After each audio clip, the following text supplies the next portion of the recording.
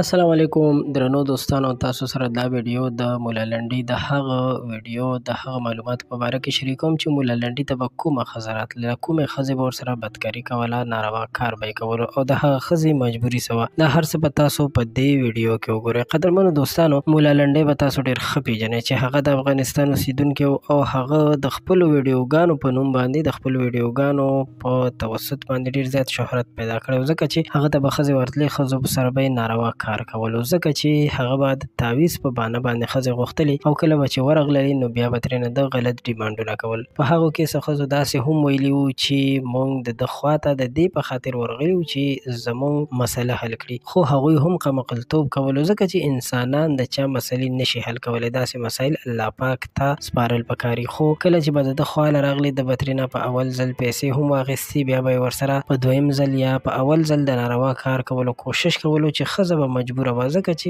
ښځه خو ډېر کمزوری مخلوق دی. نو چې کله به ده ورسره دا کار وکړو نو ده به کیمرا یعنې یا موبایل هم یو ځای کې پټ ایښی و، هغوی نه به یې ریکارډینګ وکړو او دغه ریکارډینګ به د ځان سره ساتلو. دغه ښځو ته به یې بیا ښودلو، د دغه ښځو نه به یې په دې طریقه باندې پیسې هم وهلې چې د خاوند د کور نه پیسې راوړي او ورسره هغوی به یې نورې هم بلیک میل کولې، غلط کار ته به یې مجبورولې او څه به چې د ده د زړه مرضي وه ورسره به یې کوله، چې بیا د هغه بدبخته نه میموري کارډ ورک شو یا ترې موبایل ورک شو او دغه ویډیوګانې بیا په سوشل میډیا باندې وایرل شولې، په سوشل میډیا باندې راغللې. تر اوسه پورې مولا لنډۍ ورک دی، تښتېدلی دی، خو هغه ته داسې عبرتناکه سزا ورکول پکار دي چې د کومو ښځو زندګي هغه برباده کړې ده او خرابه کړې ده، نو د هغې بدله ترې اخیستل پکار دي. دا یو ویډیو، یو خبر، یو معلومات چې در تاسو مو شریک کړل. ویډیو د کتلو مو ډېره مننه کوم. خوشحاله اوسئ، بریالي اوسئ.